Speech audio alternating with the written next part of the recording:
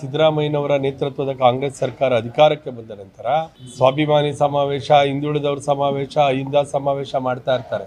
ಆದರೆ ಹಿಂದುಳಿದ ವರ್ಗಗಳ ಕಲ್ಯಾಣಕ್ಕಾಗಿ ಅವರು ಒಂದು ಬಿಡುಗಾಸನ್ನು ಕೊಟ್ಟಿಲ್ಲ.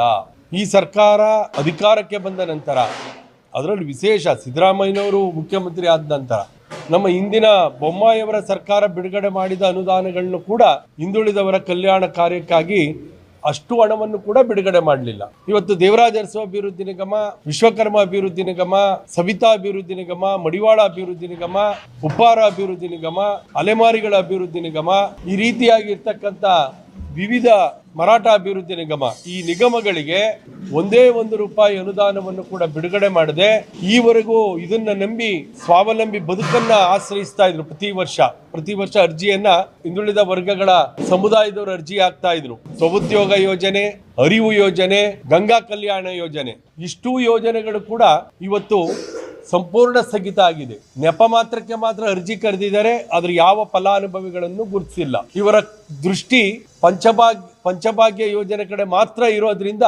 ಹಿಂದುಳಿದವರ ಕಲ್ಯಾಣಕ್ಕಾಗಿ ನಿಗದಿಯಾಗಿದ್ದ ಅನುದಾನ ಕೂಡ ಇವತ್ತು ಪಂಚಭಾಗ್ಯ ಯೋಜನೆಗಳಿಗೆ ಹೋಗಿರೋದ್ರಿಂದ ಕಸುಬು ಆಧಾರಿತ ಸಮುದಾಯಗಳು, ಕಾಯಕ ಸಮುದಾಯಗಳು ಇವತ್ತು ಈ ನಿಗಮಗಳ ಮೂಲಕ ಪಡೀತಾ ಇರ್ತಕ್ಕಂಥ ಆರ್ಥಿಕ ನೆರವಿನಿಂದ ವಂಚಿತ ಆಗಿದೆ ಅಂತಕ್ಕಂಥದ್ದನ್ನ ತಮಗೆ ಗಮನ ಸೆಳೀತಾ ಇದ್ದೀನಿ. ಅರಿವು ಯೋಜನೆ ಮೂಲಕ ಈ ಸಮುದಾಯಗಳ ವಿದ್ಯಾರ್ಥಿಗಳಿಗೆ ಸಿಗಬೇಕಾದಂತ ವಿದ್ಯಾರ್ಥಿ ಆರ್ಥಿಕ ನೆರವು ಕೂಡ ನಿಂತೋಗಿದೆ.